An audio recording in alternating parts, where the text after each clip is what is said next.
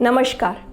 शिव शक्ति रहस्य श्रृंखला में आज हम जानेंगे शिव के आसपास उनकी प्रिय चीज़ों के बारे में जो उन्होंने धारण किए हैं या उनके सबसे करीबी नज़दीकी हैं।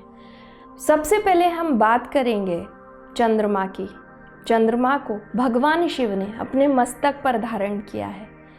चंद्रमा के बारे में एक पौराणिक कथा है जिसमें बताया गया कि दक्ष ने जब चंद्रमा को श्राप दिया क्षय से समाप्त हो जाने का, ऐसे समय में चंद्रमा ने भगवान शिव की आराधना की। सोमनाथ का ज्योतिर्लिंग उसी का प्रतीक है।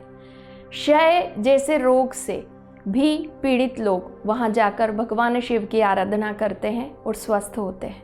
लेकिन इसका जो संदेश है वो ये है कि कभी भी कोई जब हमारे जीवन में अभय की इच्छा के साथ हमारे पास आता है या किसी मनोकामना के साथ आता है, वो कितनी ही परेशानी में क्यों न हो, हमें कोशिश करनी चाहिए उसकी सहायता करने की।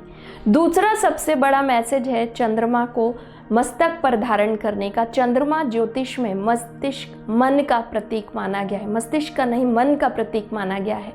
और मन जितना चंचल होता है कि हर पल हर आकांक्षा और सब कुछ पूर्ति के लिए हम पूरे जीवन संघर्ष करते रहते हैं। लेकिन इस चंद्रमा को, इस मन को भी अपने शरीर के बाहर या अपनी आकांक्षाओं की सारी स्थिति को संतुलन बनाने के लिए एक ऐसी जगह पे रखना चाहिए। हमें हमेशा उस चीज़ को बैलेंस बनाने की कोशिश करनी चाहिए ताकि जीवन सफल हो सके और गलतियां कम हो। दूसरी चीज़ जो भगवान शिव ने अपने शरीर पर धारण की है वो है रुद्राक्ष। और रुद्राक्ष जो है वो सामान्य तौर पर आप देखेंगे कि अलग अलग देवी देवता अलग अलग तरह के रत्न से सुसज्जित हैं, शोभित हैं। लेकिन भगवान शिव ने एक साधारण रुद्राक्ष को अपने शरीर पर, अपने अंगों पर धारण किया है। तो इसमें खास संदेश क्या है? क्योंकि रुद्राक्ष जीवित है, बीज है, वो जीवन की परिकल्पना के रूप में उनके साथ है। जब भी फिर से प्रकृति में रुद्राक्ष जाएगा वो जीवंत पेड़ बनेगा और फिर से वृक्ष बनकर बीज उत्पन्न करेगा। यानी आपके आसपास उन चीज़ों का महत्व ज़्यादा है जिसमें जीवंतता है। आपकी संवेदनशीलता वो दर्शाता है कि जीवन किसी भी रूप में हो, चाहे वो एक रुके हुए भाग के रूप में हो, लेकिन जीवन हमेशा कीमती होता है और इसकी हमें हमेशा वैल्यू करनी चाहिए। तीसरी और सबसे महत्वपूर्ण चीज़ जो शिव को बहुत प्रिय है वो है नंदी।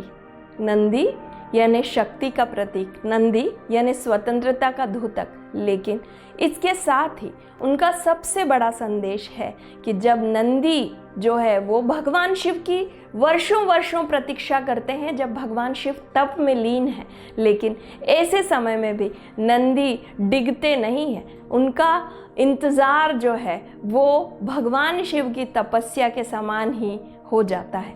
तो धैर्य रखना और अपनी परिस्थितियों में भी, किसी भी तरह की परिस्थितियों में समान भाव से बने रहना नंदी का संदेश, नंदी के साथ होने का संदेश हमें देता है।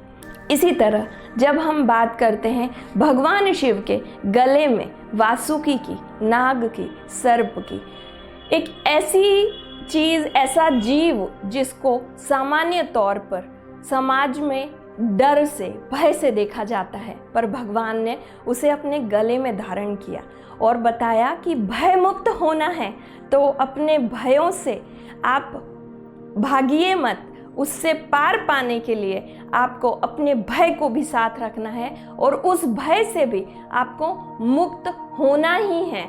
इस मुक्त होने के लिए आपको क्या करना पड़ेगा, कैसे करना पड़ेगा, इस तरह से अपने जीवन को आपको बनाना है, डिज़ाइन करना है, भागना नहीं है।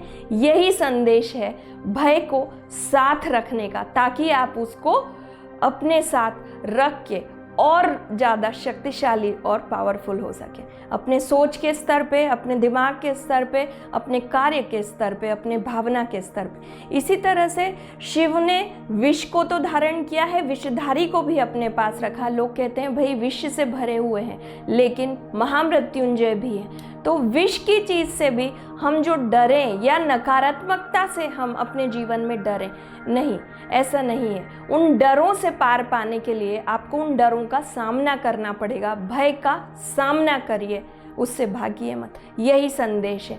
भगवान शिव के आसपास की हर वस्तु आपको कहीं ना कहीं संदेश देती है जो जीवन के लिए बहुत आवश्यक है।